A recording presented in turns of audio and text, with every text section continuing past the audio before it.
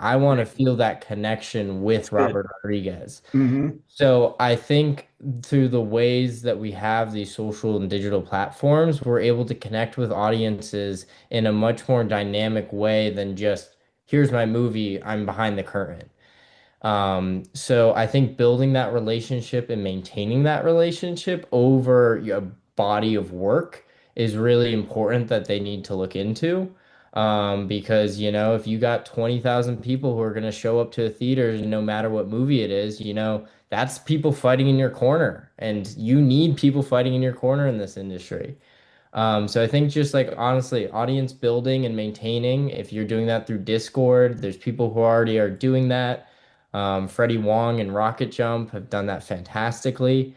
And then I also think like everyone's trying to take like in the music industry, the music artists always think that the way you make money is signing a record deal, but everybody knows the ownership is in the actual foundation of who owns those tracks, who owns the masters. And I think the same thing comes to film is it's never the film that makes the most money, it's always the IP.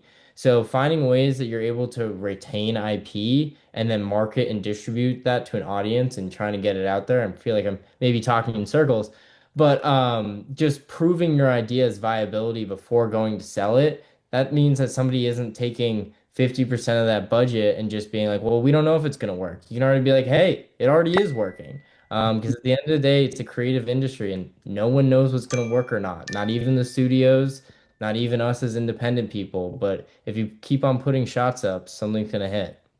Yeah, and it's, in all seriousness, with that Leonardo DiCaprio film losing $200 million,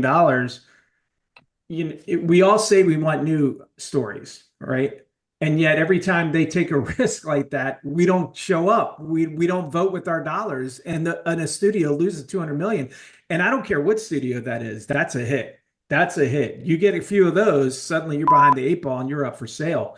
So they can't do that. And so what's going to happen is they're going to de-risk. They're going to double down on more superhero films. They're going to go on IP. They're going to keep doubling down, which I do understand the de-risking of a film project. It used to be the independents could pre-sell a film. Did they teach you this in college, guys? Yeah, the Okay. foreign Yeah, pre-sales. exactly. Foreign pre-sales.